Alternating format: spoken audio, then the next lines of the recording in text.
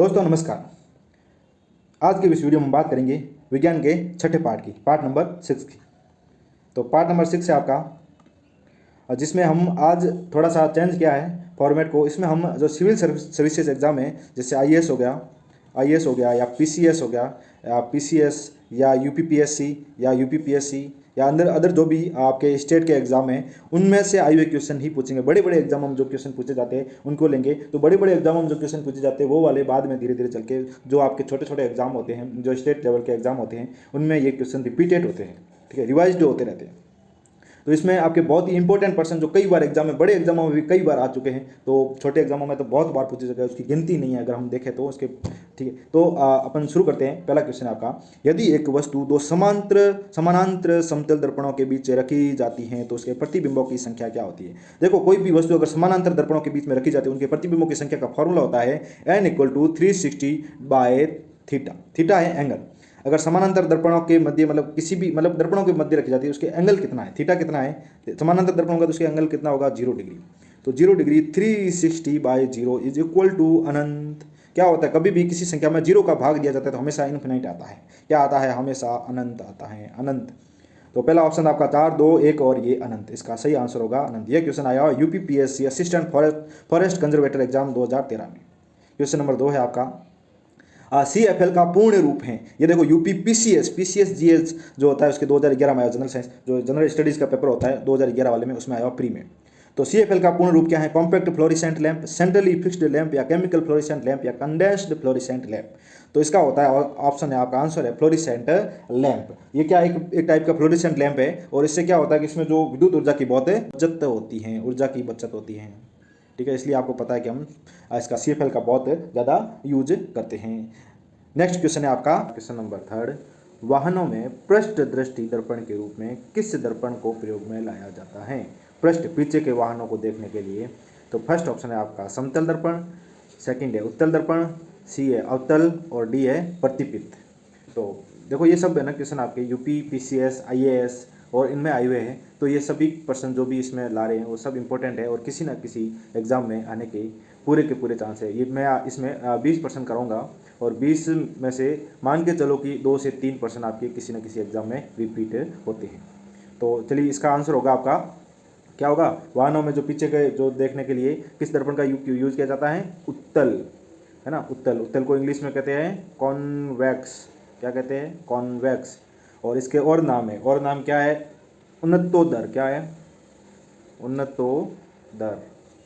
इसका और नाम है अभिसारी दर्पण। अभिसारी क्यों, कि ये क्या है, बहुत ही बड़े आकार के क्षेत्र को एक छोटे से दर्पण में समाहित कर देता है। मतलब इसका जो प्रतिबिंब बनता है वो कैसा बनता है, आभासी बनता है।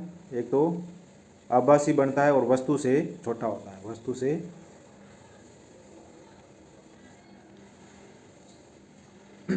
से छोटा होता है। तो इसमें इसलिए क्या होता है कि काफ़ी जो बड़ा क्षेत्र होता है उसकी वस्तुओं का प्रतिबिंब एक छोटे से क्षेत्र वाले दर्पण में बना लेता है। तो इसलिए इसका प्रयोग वाहनों में पीछे से आने वाले यातायात को या जो भी व्हीकल्स आते हैं उनको देखने के लिए इसका दर्पण का उपयोग किया जाता है, उत्तल दर्पण का उपयोग किया जाता है।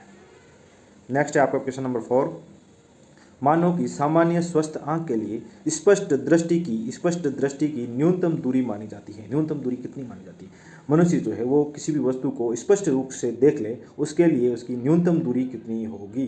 तो क्या होती है, मतलब वह दूरी जहाँ से मनुष्य किसी वस्तु को स्पष्ट रूप से, वह निकटतम दूरी जहाँ से कोई मनुष्य किसी वस्तु को स्पष्ट रूप से देख सके, वह उसकी निकटतम दूरी या न्यूनतम दूरी कहलाती है। तो यह मानव के लिए कितनी होती है, 25 सेंटीमीटर, ठीक है। ये भी देखो यूपी पीसीएस 2016 में आया हुआ है, UP PCS main GS second में 2008 में आया हुआ है। तो ये भी प्रश्न आपके लिए इंपॉर्टेंट है। नेक्स्ट है क्वेश्चन नंबर 5 आपका, कार के पीछे आने वाले यातायात को देखने के लिए निम्नलिखित प्रकार के दर्पणों में से किसका उपयोग किया जाता है।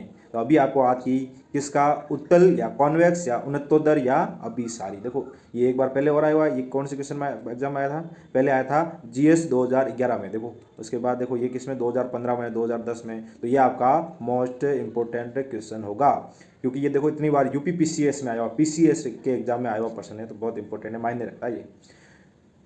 नेक्स्ट, एक दर्पण जिससे काफ़ी अधिक चौड़े क्षेत्र का अवलोकन होता है अवश्य होगा। देखो क्वेश्चन वही है, उसके टाइप्स अलग अलग हैं, ठीक है। उसका जो पूछने का जो तरीका है, उसके जो वे ऑफ आस्किंग है वो क्या है, उसका चेंज हो रहा है, तरीका चेंज हो रहा है। पर्सन वही है, उसकी जो लॉजिक है उसको आप समझ लो कि ये कह क्या रहा है कि अधिक चौड़े। तो आपको जब पता होगा ना कि जो उत्तल दर्पण होता है, जो उत्तल दर्पण होता है, उत्तल दर्पण होता है उसका क्या है, अभी आपने पढ़ा उत्तल दर्पण में क्या होता है, आभासी होता है, वस्तु से छोटा होता है, मतलब जो बड़े क्षेत्र का जो है वो एक छोटे से दर्पण में अपन उसको एरिया को अपन देख सकते हैं। तो वो कौन सा होता है, वो होता है उत्तल। उसको उन्नतोदर भी कहते हैं, अभिसारी भी कहते हैं, कॉन्वेक्स भी कहते हैं। तो ये आपका सही आंसर होगा उन्नतोदर। प्रकाश वोल्टीय सेल होते हैं, जो प्रकाश वोल्टीय सेल होते हैं वो क्या है, या अपन इसको क्या कहते हैं, इंग्लिश में कहते हैं फोटो वोल्टेइक सेल। क्या कहते हैं, photo voltaic cell, photovoltaic cell कहते हैं। ये क्या होते हैं, ये जो प्रकाश विद्युत प्रभाव है, ये किस पे काम करते हैं, प्रकाश विद्युत प्रभाव, फोटो इलेक्ट्रिक इफेक्ट, प्रकाश विद्युत या वैद्युत प्रभाव के सिद्धांत पर ये कार्य करते हैं। इसमें क्या होता है कि जो लाइट एनर्जी होती है, फोटो एनर्जी होती है, उस प्रकाश ऊर्जा को किसमें डायरेक्ट किसमें कन्वर्ट कर देता है, यह या इलेक्ट्रिक एनर्जी में कन्वर्ट कर देता है, किसमें, विद्युत ऊर्जा में कन्वर्ट कर देता है ये फोटोवोल्टिक। ठीक है। इसमें ये किसके बने, इसमें क्या होता है कि एक बल्ब होता है क्वार्ट्ज या कांच का, इसमें क्या होता है क्वार्ट्ज या कांच का, तो इसमें एक बल्ब होता है। ठीक है। इसमें सोडियम तथा या पोटेशियम, सोडियम या पोटेशियम का, इसके भीतर जो सारी धातु होती है, ये दोनों कैसी धातु है, सारी धातु है। ये कैसी धातु है, सारी धातु है। सारी धातुओं का क्या कर दिया जाता है, लेप कर दिया जाता है, लेप कर दिया जाता है। ठीक है। और ये जो परत बनती है, जो लेप वाली परत बनती है, ये किसका कार्य करती है, ये कैथोड का कार्य करती है। किसका कार्य करती है, कैथोड का कार्य करती है। और जो कैथोड ये जो है ना, ये क्या होता है कि प्रकाश सुग्राही होता है, सुग्राही है ना। और इसके बीच में क्या होता है, फिर बल्ब के जो बीच में वर्ताकार तार लगा दिया जाता है, धातु का, कोई भी धातु का तार लगा दिया जाता है, और वह इसके एनोड की तरह कार्य करता है। वो किसकी तरह कार्य करता है, एनोड की तरह। और इसका सबसे अच्छा एग्जाम्पल है सौर सेल। क्या है, जो सौर सेल है वो इसका सबसे अच्छा एग्जाम्पल है, सौर सेल।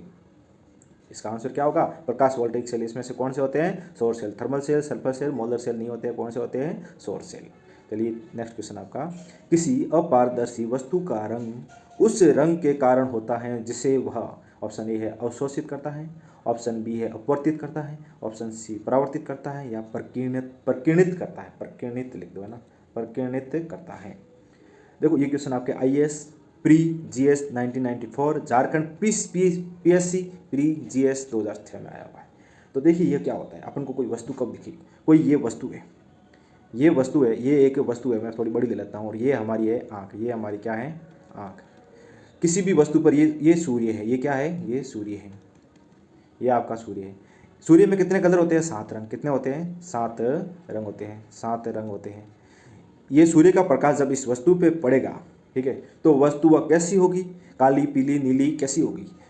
तो यह वस्तु सूर्य के 7 रंग में से जो रंग परावर्तित करेगा, जो रंग परावर्तित करेगा, क्या करेगा, परावर्तित करेगा, उस कलर की वह वस्तु हमें दिखाई देगी, उस कलर की, उस रंग की वस्तु होगी, उस रंग की वह वस्तु होगी। ठीक है। जैसे मान लो अपन को ये देखो, ये नीला दिखाई दे रहा है, ये दिख रहा है ना, ऐसे लाइट ब्लू है ना।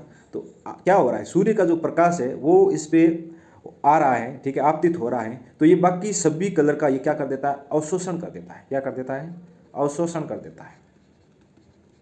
और सिर्फ एक आपको कौन सा कलर दिख रहा है यहाँ, ये जो कलर है वो वाला परावर्तित करता है, इसलिए आपको ये दिख रहे। ये काले क्यों दिख रहे, क्योंकि ये जो है ना, ये पूरे ये जो प्रकाश है ये क्या करता है कि सभी, ये जो वस्तु है ये सभी रंगों को अवशोषित कर दे रही है। क्या कर दे रही है, अवशोषित कर दे रही है, इसलिए आपको काला दिखाई देता है। कोई भी चीज़ काली दिखाई दे रही है, इसका मतलब क्या है कि वह जो वस्तु है वो सभी रंगों का अवशोषण कर देती है। और कोई वस्तु आपको सफ़ेद दिखाई दे रही है, मतलब वो सभी रंगों को परावर्तित कर, एक साथ व्हाइट दिखाई दे रही है ना, इसका मतलब है कि वो आपको एक साथ, काली क्यों दिखाई देती है, सभी रंगों का अवशोषण कर देती है, सभी रंगों का अवशोषण।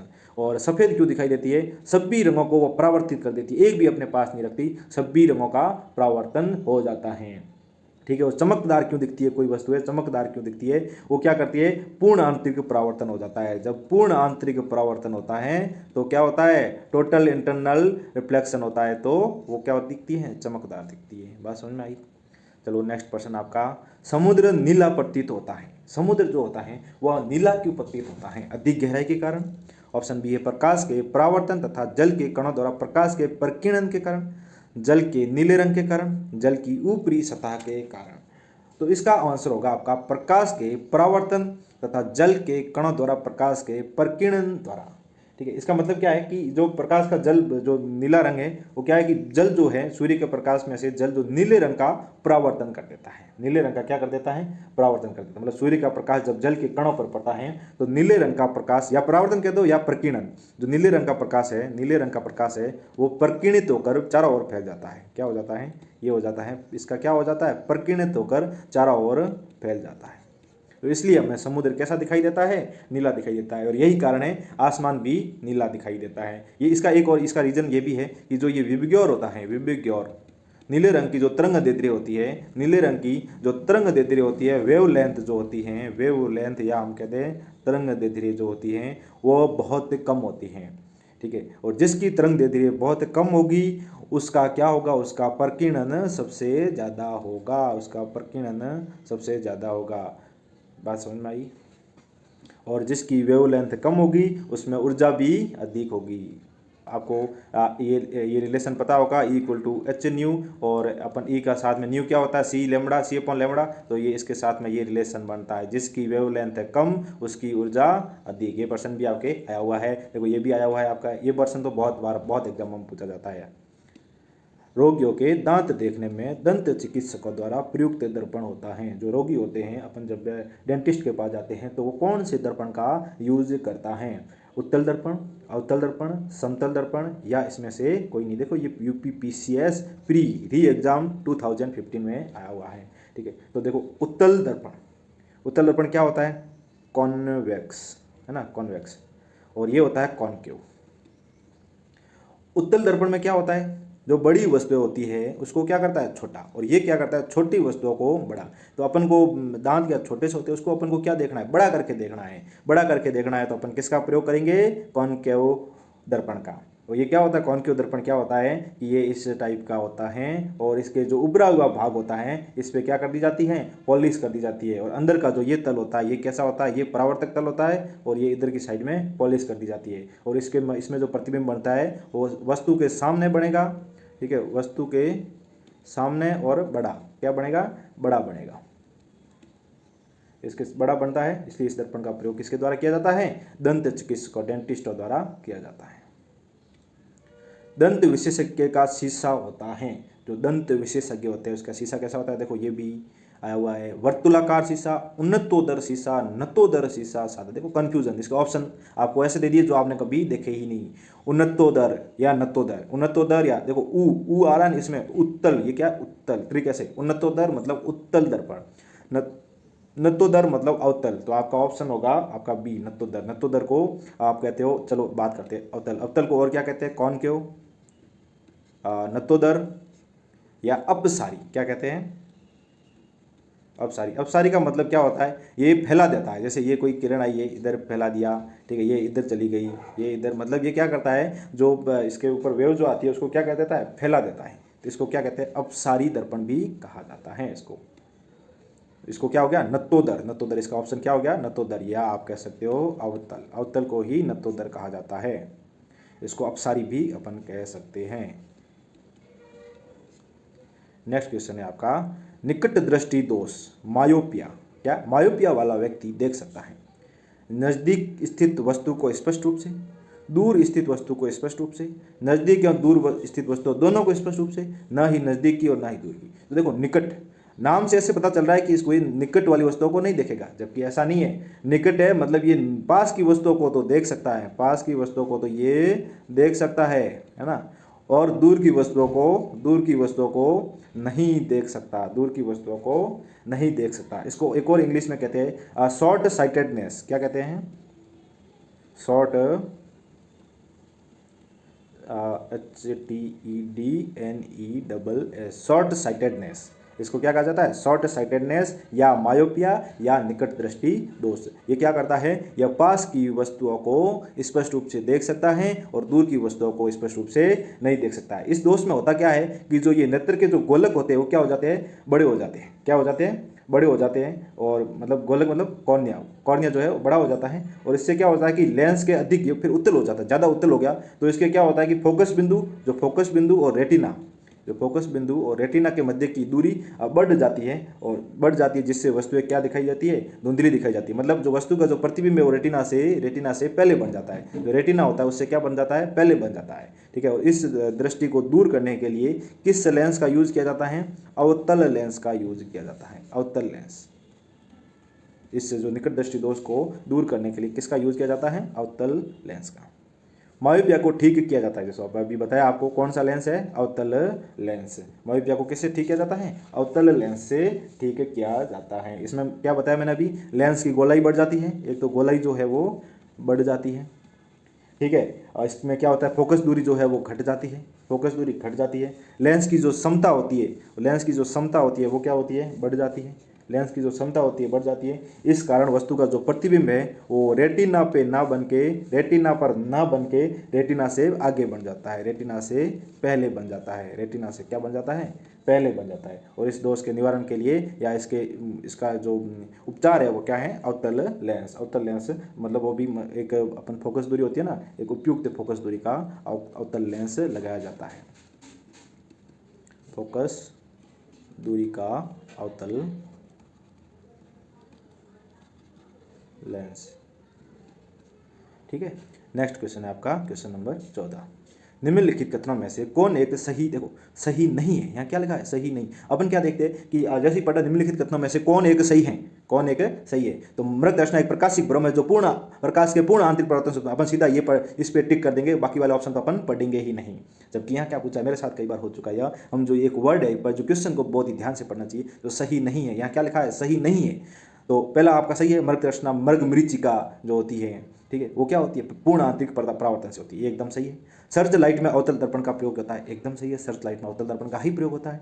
गर्मी में सामान्यतः सफेद या हल्के रंग वाले कपड़े गाढ़े रंग के कपड़ों की तुलना में, हाँ ये भी सही है, क्योंकि बाकी गाढ़े रंग के जो होते हैं वो क्या करते हैं, प्रकाश का बहुत ज़्यादा अवशोषण कर देते हैं। वो मैंने आपको बताया ना, जो सफेद रंग के होते हैं वो प्रकाश के सभी रंगों को क्या कर देते हैं, परावर्तित कर देते हैं, इसलिए आपको क्या गर्मी कम लगेगी।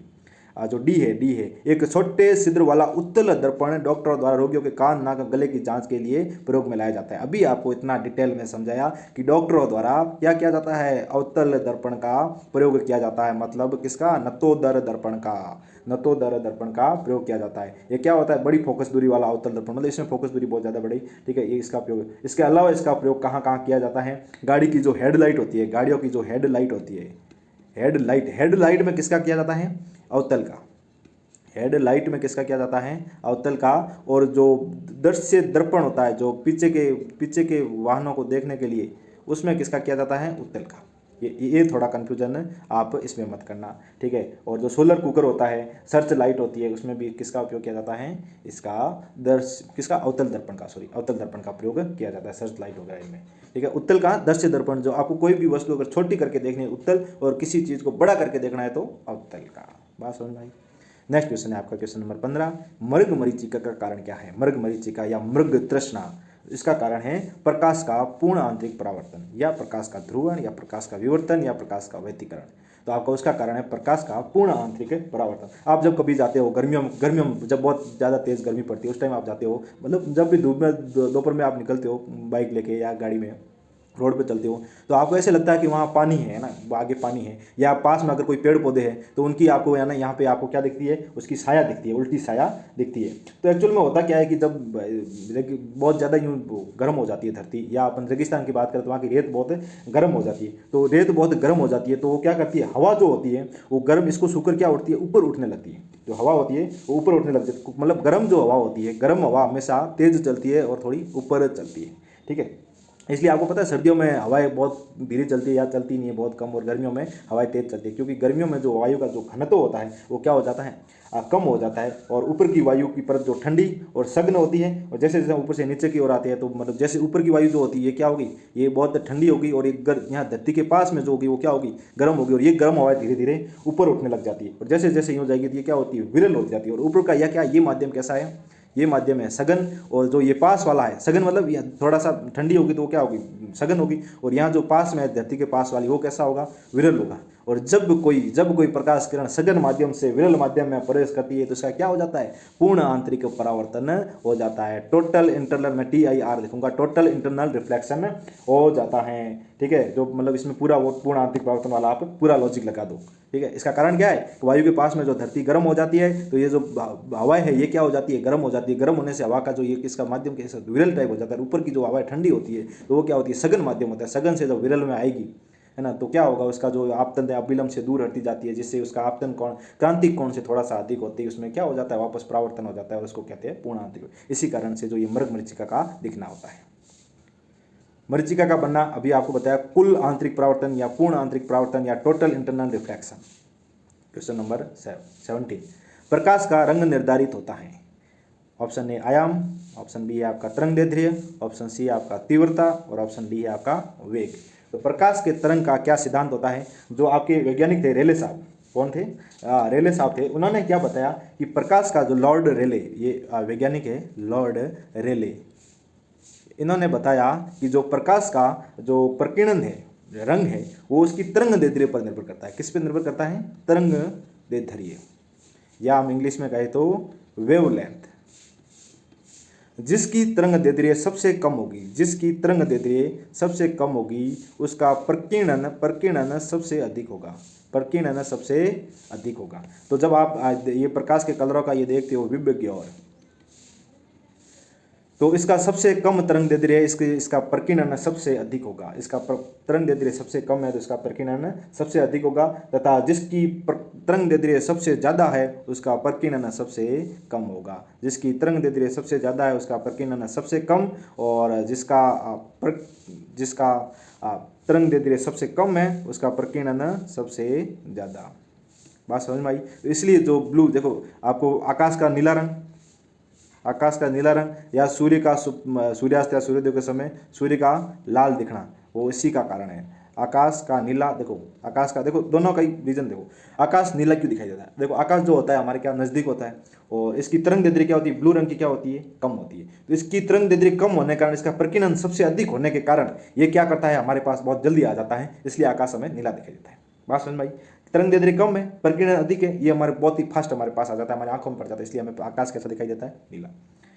सूर्य मॉर्निंग या जो होता है, या सनसेट के टाइम या सनराइज के टाइम सूर्य क्या होता है, सूर्य हमसे बहुत अधिक दूरी पर है, और लाल रंग का तरंगदैर्ध्य जो होता है वो सबसे ज़्यादा होता है। तो बाकी सभी रंगों का तरंगदैर्ध्य कम होने के कारण जो बीच में वायुमंडल के जो बहुत सारे कण होते हैं उसके द्वारा क्या होता है, प्रकाश अन्य सभी रंगों का प्रकीर्णन हो जाता है। ठीक है, वो हम तक पहुंच नहीं पाते, और लाल रंग की तरंगदैर्ध्य सबसे अधिक होने के कारण उसका हमारे पास आंखों तक पहुंच जाता है। मतलब लाल रंग का तरंगदैर्ध्य सबसे अधिक होने के कारण लाल रंग का सूर्य हमें दिखाई देता है। बात समझ में आई। तरंगदैर्ध्य ज़्यादा होने के कारण लाल रंग हमारी आंखों तक पहुंच पाता है। नेक्स्ट, दूरदृष्टि दोष वाले व्यक्ति के संबंध में निम्नलिखित कथनों में से कौन सा एक सही है, सही नहीं है। देखो सही नहीं है। दूरदृष्टि, निकट दृष्टि दोष में क्या था, निकट की वस्तुएं दिखती है, तो दूरदृष्टि दोष में दूर की वस्तुओं को स्पष्ट देख सकता है, या तो सही है।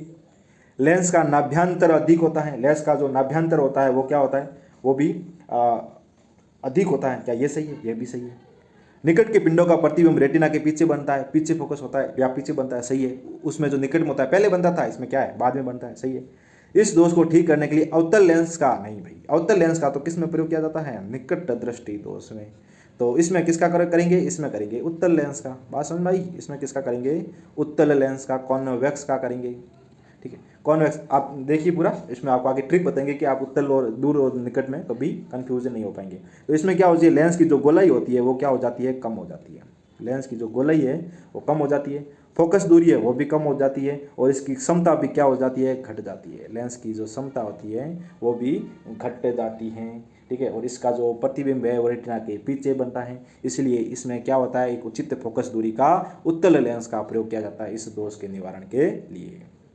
नेक्स्ट क्वेश्चन है आपका, जिस सिद्धांत पर ऑप्टिकल फाइबर कार्य करता है, ऑप्टिकल फाइबर कार्य करता है वह क्या है, या निम्नलिखित में से किस परिघटना का उपयोग ऑप्टिकल फाइबर में किया जाता है। देखो यह कितनी बार आया, GS 2008, 1995, 2010, 2015, देखो IAS में आया, UPPCS में आया, UDA LA UPPCS, पता नहीं कितने एग्जामों में आया, और तो इसमें तो ये सिर्फ जो बड़े एग्जाम है उनके नाम लिखे हैं, छोटे छोटे एग्जाम में पता नहीं कितनों में आया हुआ क्वेश्चन है ये सब। तो इसका आंसर होगा पूर्ण आंतरिक परावर्तन। चलो बात करते हैं ये होता क्या है ऑप्टिकल फाइबर। ऑप्टिकल फाइबर होता क्या है? ऑप्टिकल फाइबर प्रकाश तंतु। क्या है ये? प्रकाश तंतु। इसको हम कहते हैं ऑप्टिकल फाइबर। ये एक पूरी क्या है? फाइबर ऑप्टिक्स है, तंतु प्रकाश की का भाग है। तंतु प्रकाश की एक पूरी सब्जेक्ट है ये, तंतु प्रकाश की या फाइबर ऑप्टिक्स है ना।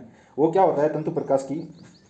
ये टोटल इंटरनल रिफ्लेक्शन पर आधारित है। ये जो TIR है इस सिद्धांत पे तंतु प्रकाश की आधारित है। इसमें जो प्रकाश तंतु होते हैं वो क्या होते हैं? जो इलेक्ट्रोमैग्नेटिक इफेक्ट है या जो फील्ड है वो और आवृत्ति रेडियो आवृत्ति होती है उससे कोई इफेक्ट नहीं पड़ता। इसका क्यों यूज़ किया जा रहा है? क्योंकि जो ये इलेक्ट्रोमैग्नेटिक फील्ड होता है इसका कोई इफेक्ट नहीं पड़ता और ना ही रेडियो आवृत्ति का पड़ता है इस पर, जिससे इसकी स्पीड जो है वो बहुत ज़्यादा होती है। इसमें क्या होता है कि बालों के आकार के मतलब बाल जितने छोटे छोटे कांच के तार होते हैं, जिससे बाल जितने छोटे छोटे मतलब बिल्कुल पतले पतले कांच के तार होते हैं, जिससे प्रकाश को आगे भेजा जाता है। प्रकाश को आगे भेजने की एक तकनीक है, मतलब बहुत छोटे छोटे तंतुओं द्वारा प्रकाश को आगे भेजने की तकनीक को ही हम क्या कहते हैं? प्रकाश तंतु या फाइबर ऑप्टिक्स कहते हैं। ठीक है, तंतु प्रकाश की या फाइबर ऑप्टिक्स, ऑप्टिकल फाइबर यही है। ठीक है, और प्रकाश तंतु किसके बने होते हैं? ये बने होते हैं कांच के या क्वार्ट्ज के या बने होते हैं पॉलीस्टीरीन के या नाइलॉन के। ठीक है, तो आपको समझ में आया ये क्या है? ये TIR पर एक सिद्धांत पर आधारित एक भौतिक प्रक्रिया है जिसमें क्या किया जाता है कि छोटे छोटे बालों जैसे कांच या क्वार्ट्ज या पॉलीस्टीरीन के तारों द्वारा प्रकाश को आगे भेजा जाता है। ठीक है, और आजकल जो इंटरनेट वगैरह है आप कहते हैं ना फाइबर का कनेक्शन है, तो यह इसी पर आधारित है। जो आपका आजकल फास्ट इंटरनेट चलता है ना वो इसी पर आधारित है और ये पूर्ण आंतरिक परावर्तन पर आधारित एक प्रक्रिया है। दृष्टि पटल पर जो चित्र बनता है, हमारी जो रेटिना पर जो चित्र बनता है वह कैसा होता है? वस्तु के बराबर परंतु उल्टा, वस्तु से छोटा व सीधा, वस्तु से छोटा व उल्टा, वस्तु के बराबर व सीधा। तो दृष्टि पटल पर जो चित्र बनता है, दृष्टि पटल पर जो चित्र बनता है वह होता है वस्तु से छोटा। कौन सा ऑप्शन है आपका? वस्तु से छोटा और वास्तविक और उल्टा। ये उल्टा, वस्तु से छोटा बनता है, वास्तविक बनता है और उल्टा बनता है। आपको तीन चीज़ें ध्यान रखनी है: छोटा, वास्तविक और उल्टा। रेटिना पर जो प्रतिबिंब बनता है छोटा, वास्तविक और उल्टा। किंतु जो हमारे जो मस्तिष्क में हमें जो पता, देखो आप कह रहे हो रेटिना पे तो उल्टा बनता है, पर मस्तिष्क में हमें वैसा ही दिखाई जाता है जैसा वह वस्तु होती है। यहाँ रेटिना पे तो उल्टा बनेगा हमारे, पर मस्तिष्क में वह एकदम सीधा दिखता है, हमें वैसा ही दिखता है जैसा वो सामने वाली वस्तु रखी हुई है।